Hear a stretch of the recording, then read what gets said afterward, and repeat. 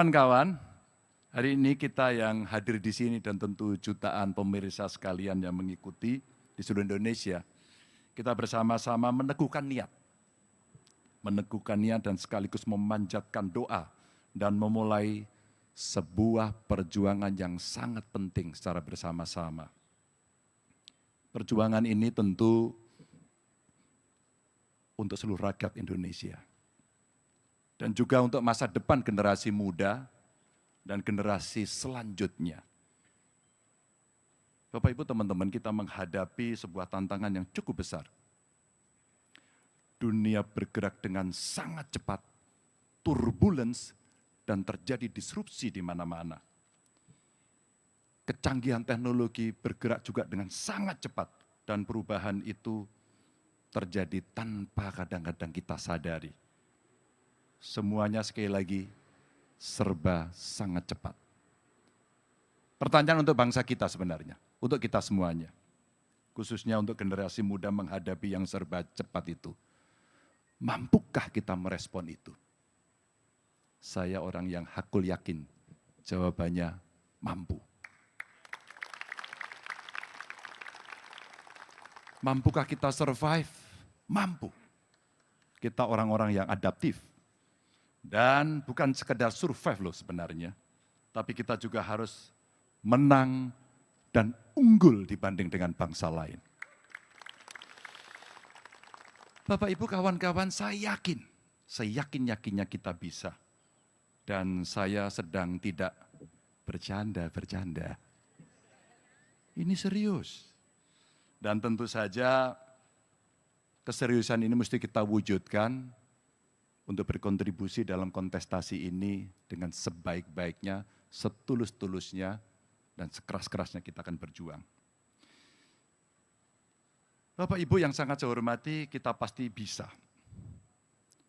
Dan kunci dari kemenangan bangsa kita dalam menghadapi tantangan global ini terletak pada kawan-kawan yang ada di sekitar kita, generasi muda. Dan ini saya kira bukan sekedar retorika, dan ini adalah kenyataan yang harus kita hadapi secara bersama-sama.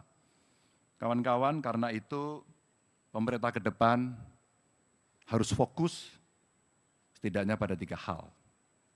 Yang pertama terkait dengan manusia Indonesia yang hebat, yang unggul. Dan tentu manusia Indonesia yang cerdas sekaligus terampil. Dan yang ketiga adalah manusia Indonesia yang produktif dan berdaya. 3 inilah yang kemudian kita akan terjemahkan dengan tim yang sekarang sudah mulai bekerja untuk merumuskan cara mencapai dan secara teknokratis mesti kita lakukan. Mengapa ini penting? Karena seperti Mas Arsyad bilang, kita mesti sat-set mengejar ketertinggalan agar kita bisa mencapai tujuan, bahkan bisa mendahului dari beberapa negara yang lain. Ini kesempatan. Dengan 3 basis itulah rakyat Indonesia akan bisa bekerja, bisa berusaha, kompetitif, sehingga masa depan mereka akan jauh lebih baik. Dan saya betul-betul merasakan dan mengalaminya sendiri, bagaimana nasib seseorang dan keluarganya bisa berubah ketika mereka mendapatkan pendidikan yang baik. Saya bukanlah orang yang selalu mendapatkan fasilitas cukup. Saya lebih sering mendapatkan yang kurang. Tapi karena semangat, tapi karena kemampuan, dan kita berani menghadapi itu, sehingga saya bisa berdiri di sini bersama teman-teman. Teman-teman, karena itu pendidikan kita harus yang terbaik. Dan kita harus memastikan kesempatan pendidikan yang terbaik ini bagi anak-anak yang terbaik di seluruh pelosok negeri agar dapat mempunyai peluang yang sama untuk memperbaiki masa depan diri dan keluarganya. Dan tentu tantangan ke depan itu membutuhkan kemampuan, membutuhkan pendidikan khusus, dan kalau perlu kita harus membentuk satgas khusus untuk aktif mencari dan menemukan anak-anak berbakat di seluruh pelosok Indonesia agar dia bisa mendapatkan kesempatan pendidikan terbaik. Beasiswa kita punya kok. Kekuatan masyarakat untuk gotong royong ada. Keinginan untuk mencari, melayani itu ada. Dan kita akan pastikan birokrasi kita akan melayani, mencari, dan mendapatkan anak-anak terbaik itu. Saya yakin teknologi hari ini sangat bisa membantu seluruh aparatur. Ada AI, mereka bisa melakukan talent scouting menggunakan teknologi, dan saya kira alat ini pun dengan sangat mudah membantu mereka. Inilah generasi yang hari ini tidak ada yang hampir tidak menggunakan alat ini. Semua menggunakan, semua berkontribusi, semua mengalami, dan semua juga bertanya bagaimana kami bisa dan memecahkan persoalan selanjutnya. Tapi bagaimana terhadap mereka yang tidak mampu? Bagaimana yang kemudian karena tidak ada keterampilan, tidak ada akses, mereka menyerah kalah dan jatuh miskin.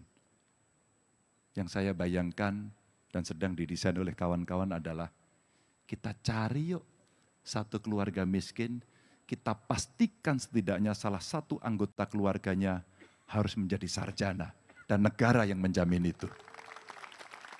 Tentunya generasi muda yang sehat, cerdas, terampil, dan berdaya itu perlu kita capai dengan mudah agar mereka bisa membangun diri, membangun usahanya, membangun masa depan keluarganya. Makanya pemerintah mendatang harus cepat menyediakan lapangan pekerjaan tersebut dengan membangun iklim usaha yang baik dan membangun ekosistem baru, ekonomi baru, yang kalau anak muda sekarang pasti sangat tertarik dengan ekonomi hijau, ekonomi sirkuler, ekonomi digital, ekonomi biru yang potensinya seperti Pak Mahfud sampaikan tadi, gedenya minta ampun.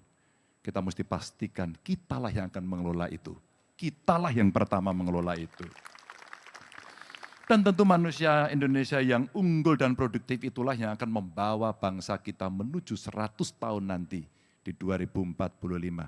Kita yang hadir hari ini adalah pionir yang nanti harus memastikan bahwa ya pada usia 100 tahun kita akan mencapai kejayaan itu. Teman-teman, Bapak, Ibu, kami mengajak seluruh rakyat Indonesia khususnya generasi muda untuk bersama-sama bekerja keras